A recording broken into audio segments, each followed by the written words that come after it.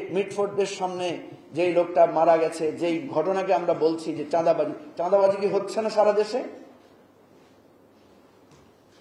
আজকে প্রফেসর আসিফ নজরুলকে দেখলাম স্ট্যাটাস দিয়েছেন, কঠোর ব্যবস্থা নেওয়া হবে। সারা বাংলাদেশে প্রতিদিন চাঁদাবাজি হচ্ছে, কঠোর ব্যবস্থা নিচ্ছেন না কেন? নাকি একটা ইট দিয়ে মাথা থেতলে রক্ত বেরিয়ে আমার দেশের অস্তিত্ব বিনাশ না হওয়া পর্যন্ত আপনাদের হৃদয়ে কম্পন ধরে না? আমরা যখন সমস্যাগুলো তুলে ধরি, কেউ গুরুত্ব দিতে চান না। এখানে আমি কয়েকজন নারী এখানে বসে আছেন। আপনারা জানেন বাংলাদেশ সরকারের একটা প্রকল্প আছে, তথ্য আপা প্রকল্প। যারা এই তৃণমূল পর্যায়ে নারীদেরকে নানা তথ্য দিয়ে তাদেরকে নানাভাবে সহযোগিতা করেন। এই তথ্য আপা প্রজেক্ট বন্ধ করে দেওয়ার জন্য সরকার একটা সার্কুলার জারি করেছে। কেন করেছে? কারণ এটা একটা প্রজেক্ট, কিন্তু সেই প্রজেক্টের কথা ছিল যে তাদেরকে স্থায়ীকরণ করা হবে।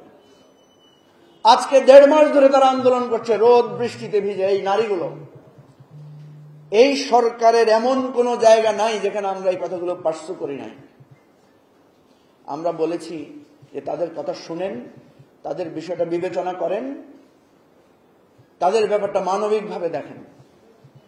অন্তত প্রধান উপদেষ্টার দফতরের 3 জন গুরুত্বপূর্ণ লোকের সাথে আমরা কথা বলেছি, অন্তত 5 থেকে 7 জন উপদেষ্টার সাথে কথা বলেছি। ওনাদের কোনো খবর নাই, ওনারা সময় নাই এটা নিয়ে চিন্তা করার। কিন্তু আমি জানি কালকে যদি কোনো একটা দুর্ঘটনা ঘটে,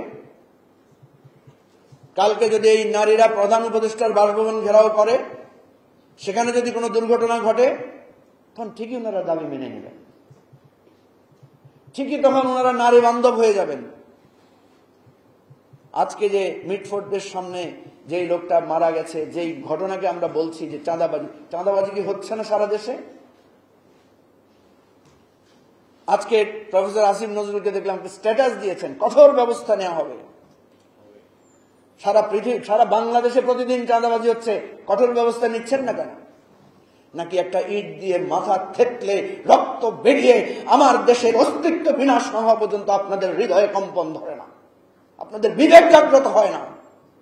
আমি আপনাদেরকে আবারও বলছি, এই বোনদের, এই নারীদের বিষয়ে প্রধান উপদেষ্টার দৃষ্টি আকর্ষণ করছি। এখানে প্রফেসর আলী রিয়াজ আছেন, উনি সহসভাপতি একটা কমিটির, যার সভাপতি হচ্ছেন আমাদের প্রধান উপদেষ্টা।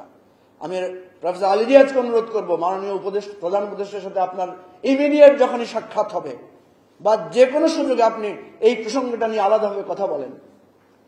রক্ত ঝরা না পর্যন্ত, মানুষের মৃত্যু না হওয়া পর্যন্ত, মানুষের কষ্টে সারা বাংলাদেশের মানুষ স্পর্শ না করা পর্যন্ত আপনাদের হৃদয় গলে না। আপনারা কিসের অন্তর্বর্তীকালীন সরকার? আপনারা কিসের শান্তির নোবেলের কথা আমাদেরকে শোনান? আগে যারা ছিল, এখন আমরা যারা আছি, পরে যারা আসবেন, সব যদি একরকম হয়, তাহলে আবু সাঈদের জীবন ফিরিয়ে দেন, মুগ্ধর চোখের মায়ের কান্না ফিরিয়ে দেন। আমরা আর কখনো এই লাল সবুজ পতাকার বাহাদুরি করব না। আমরা আমাদের মায়ের কোলে অন্তত ঘুমিয়ে এটা বলবো যে একটা বর্বর অসভ্য দেশে আমাদের জন্ম হয়েছে। আমরা সৃষ্টিকর্তার কাছে ক্ষমা চাইব এবং মেনে নিব যে এটাই আমাদের নিয়ম।